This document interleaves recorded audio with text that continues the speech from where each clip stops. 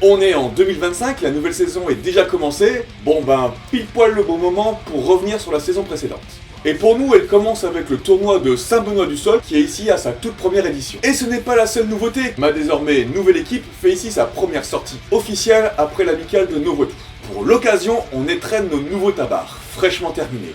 Et quand je dis fraîchement, genre la veille on était encore en train de peindre les fleurs de lys et passer un coup de fer dessus pour que ça résiste aux intempéries.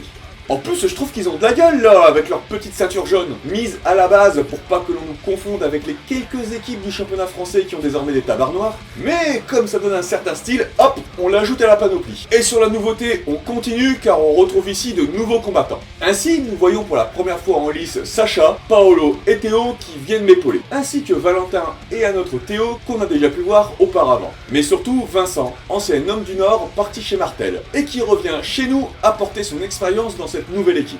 Et en mercenaire, sur ce tournoi, on sera renforcé par Guillaume de Sanctis Draconis Petrocoria. On commence le tournoi par Carcassonne. Et une petite blague pour moi, car en ramassant mon bouclier, surprise, il a pas été checké. Du coup, on y va avec un boc ramassé au pif. Autant dire que j'étais pas très à l'aise. Mais c'est rien comparé à Polo, qui pour répondre à Valentin lors de Novotou, nous fait sa dinguerie de première entrée en lice. Ensuite, c'est Sacha qui chute suite à une prise de l'acier adverse, qui part ensuite malmener Théo, entraînant un 2 contre 1 qui tourne au désavantage de notre combattant suite au coup de haste. C'est ensuite Vincent qui tombe sous un 3 contre 1 qui entraîne une première ronde pour Carcassonne.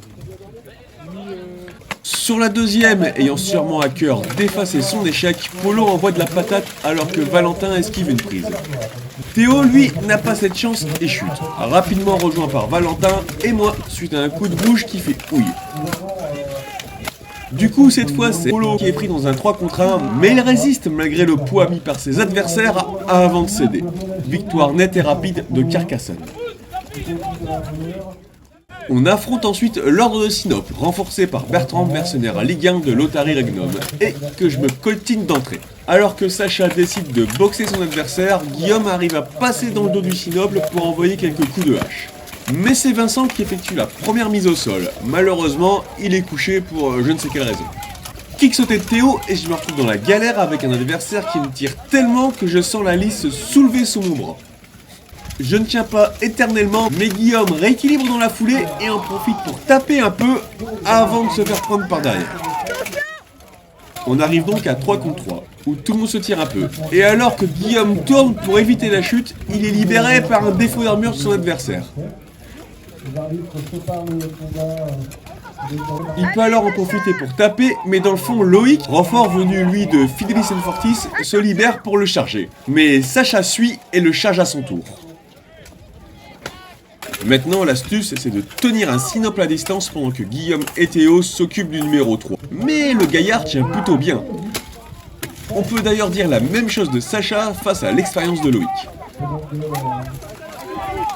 Enfin bref, ça fonctionne pas, alors on commute, et là c'est bien plus efficace comme le montre Théo sur cette belle prise.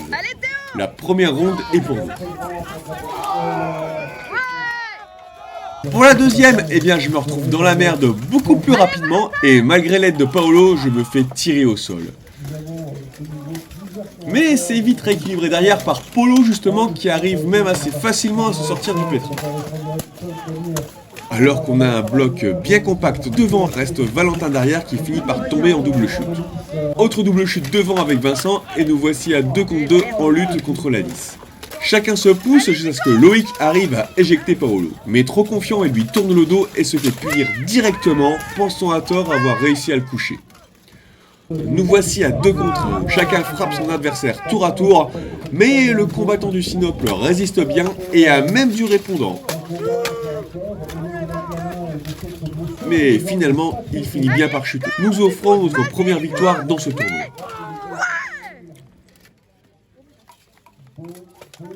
Le combat suivant est contre l'autre gros morceau de la poule, les Vassaux de Provence, et Guillaume prend rapidement l'initiative de passer derrière leur ligne. Idée reprise par le runner adverse, mais Vincent a vu passer le coquin et le couche d'une charge bien ajustée. Guillaume vient taper celui que je bloque, mais se fait chercher à son tour. Plus de réussite pour Vincent qui sèche le combattant tenu par Théo.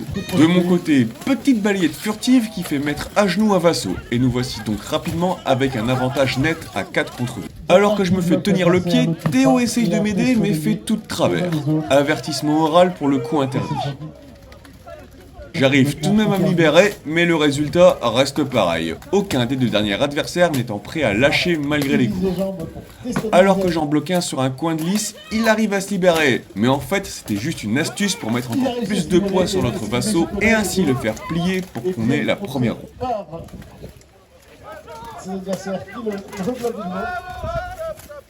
Reste à bonifier ça pour espérer se qualifier pour les phases finales. Du coup, ça démarre bien sur la deuxième ronde avec une ligne vite brisée. Ça charge et contre-charge, mais c'est malheureusement Théo le premier à être mis au sol. Et alors que Polo ne sait plus trop ce qu'il fait, c'est Valentin qui est mis au sol à son tour à coup de vouge. 5 contre 3, on est peu ou prou à l'inverse de la situation précédente. Et Polo essaie de renverser la vapeur, mais il se heurte à un très bon vassau qu'il malmène à son tour. Alors que Théo tombe sur un 3 contre 1. 3 contre 1 qui bifurque sur Paolo qui tient tant qu'il peut avant de tomber. Égalisation des vassaux de Provence. Tout reste donc à refaire, alors j'essaie de mettre du mouvement contre malice. Guillaume tente une mise au sol, mais son adversaire résiste le temps qu'un de ses camarades arrive à la rescousse et couche Guillaume.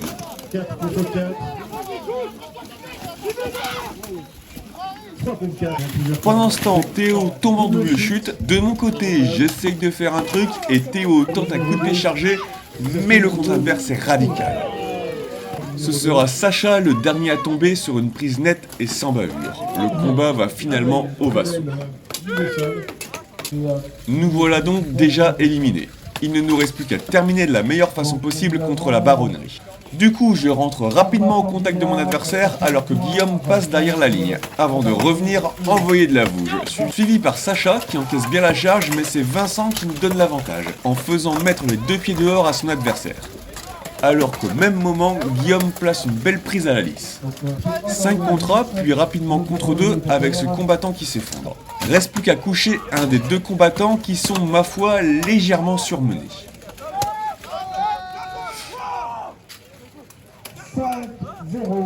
C'est plutôt bien parti pour terminer sur une bonne note et on reste sur la même lancée pour la suite avec Guillaume qui passe à nouveau derrière la ligne. Et alors que Vincent met un coup dans une fif, Valentin saute sur son adversaire et enchaîne sur une très belle prise avant d'aider Polo à en coucher un autre. Au même moment, Vincent jette un Normand et nous voici sur un 5 contre 2 conclu par une double chute de Guillaume.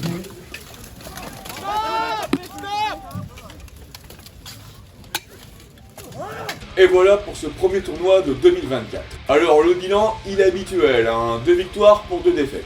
Ce qui donc par ailleurs ne nous permet pas d'aller plus loin dans cette compétition. Mais pour aller au-delà de ça, on a quand même du positif qui en ressort. Surtout avec une équipe assez peu expérimentée composée de 3 combattants qui faisaient ici leur premier tournoi.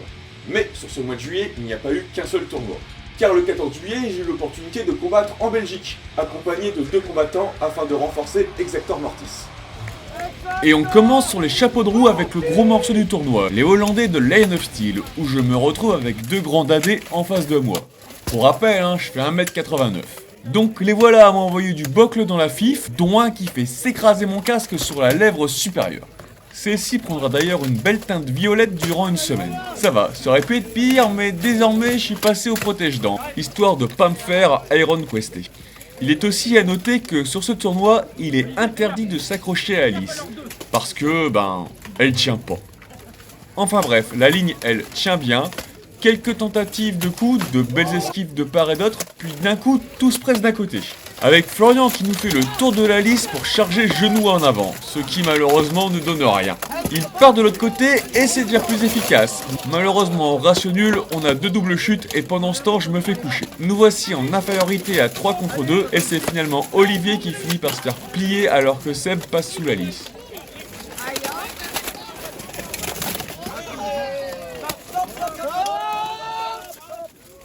Deuxième ronde et Julien se fait cueillir par un Hollandais enthousiaste. Hugo perd son arme avant de se faire attraper. Florian vient l'aider avec un chassé, mais ça va se faire attraper à son tour. Hugo chute, puis il va charger à l'opposé.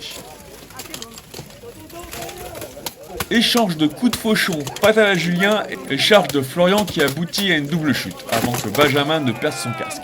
Ce qui met un terme au combat.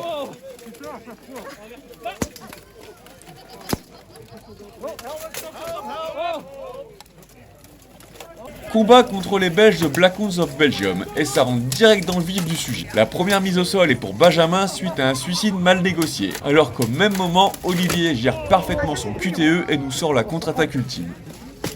Alors que j'en retiens un, nous avons un 4 contre 2 de l'autre côté, qui passe rapidement à 4 contre 1, mais comme il y a des enfants, le groupe se sépare pour en donner à tout le monde, et nous remportons la ronde.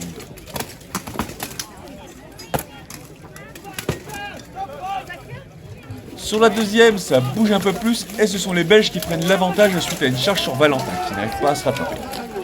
Alors qu'on ne voit pas grand chose de ce qui se passe d'à côté, Olivier tombe en double chute, et Florian se sert du tas pour coucher son adversaire. De l'autre côté, ça a pu renverser la tendance car nous remportons le combat. Pause manger et on y retourne avec le combat contre Lion of Steel 2, avec Seb qui a oublié son tabard. Et ça démarre avec un petit coup dans la fif. Olivier envoie sa hache avant de se faire charger. Sébastien suit et finit par le mettre au sol. Pendant ce temps, d'un coup de fauchon, je désarme un adversaire et Florian bondit sur lui. Petit cafouillage avec l'arbitre, le Hollandais en profite pour s'éclipser, mais Florian veille au grain et te le chope. Valentin tombe en double chute et nous voici déjà à 4 contre 2, et c'est Sébastien qui nous donne la ronde. Sur la deuxième, toujours Sébastien tente une charge sur le runner avant de se raviser et retourner de son côté, alors qu'on a le droit à l'apparition d'une Beyblade orange au premier plan. Florian tombe en double chute et dans le fond, Benjamin arrive à plier son adversaire sous la protection d'Olivier. Puis, va faire de même avec l'astia adverse en l'envoyant rouler au sol. Alors que je me démène avec un adversaire depuis le début, Sébastien arrive peinard et me vole mon kill, ce qui nous fait remporter le combat.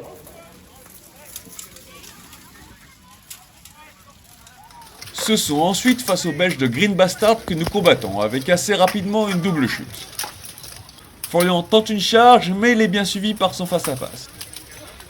Nouvelle double chute dans le fond, puis c'est Julien qui finit par se faire mettre au sol, donnant l'avantage aux Belges avant que la ronde ne se termine, dissimulée par une épaule de Hollandais, avec la chute de Florian.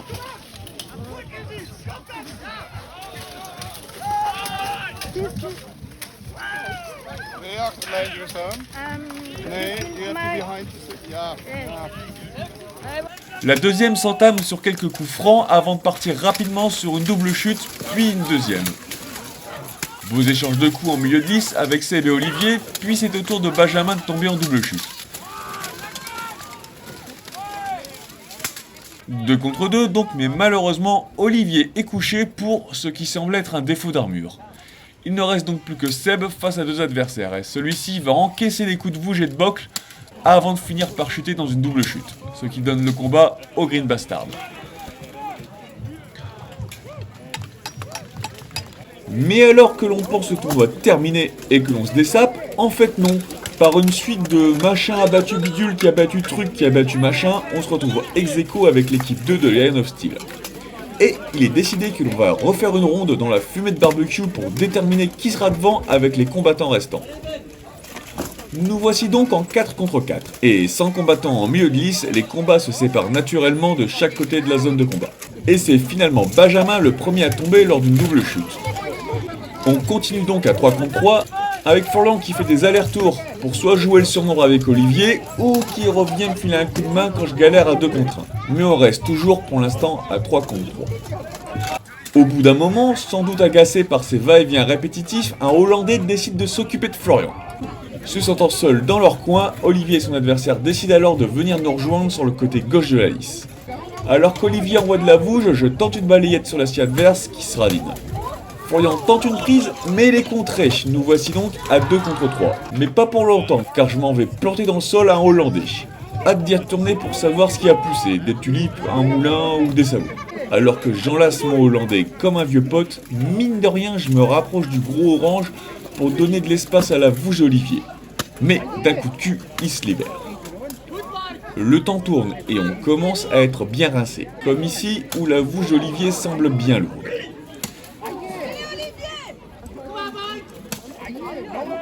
On m'attaque dans le dos, mais Olivier intervient. Tentative de pousser sur les corps qui, heureusement, ne donne rien. petite perte d'armes et coup de pied furtif, suivi d'une charge dans le dos, mais le jus commence à manquer. Et pas que pour Olivier, hein, tout le monde est totalement rincé. Il n'y a qu'à voir comme ça tombe après ce coup de fauchon ravageux. Bon, comme le combat s'éternise un peu, hein, là ça fait genre 6 minutes, j'en ai un peu plein le cul et je décide d'abréger le machin en arrachant le bocle de mon adversaire. Et comme prévu, le gantelet part avec. Par contre, ça plaît pas trop à nos adversaires qui crient à l'arrachage de pièces d'armure. Mais comme je leur dis dans mon anglais parfait en rejoignant le geste, I take the shield. Mais ils sont peut-être pas au courant des subtilités des règles du sport. Du coup, on reprend à la situation initiale. Tant pis, hein, on repart sur un 2 contre 1 avec un grand type dans un coin qui refuse de tomber. On essaye alors plusieurs techniques du désespoir avec des gars qui ont juste envie de rentrer et faire dodo. À commencer par mettre tout le poids sur le drôle, mais ici, rien à faire. Je mets quelques coups, ça sert à rien, mais bon, faut bien s'occuper. Puis d'un coup, Olivier se réveille, se met à gigoter et c'est la double chute qui nous donne la victoire pour une ronde juste comme ça de classement qui va durer quasiment 10 putains de minutes. Et voilà ce qui conclut ce tournoi amical en Belgique. Alors, le bilan de ces deux compétitions. Bah ça change pas, hein, à chaque fois uniquement 2 victoires. Bah au moins on pourra pas nous reprocher de pas être régulier. Hein. Au pire, ça va aider pour les pronostics sur BU en base.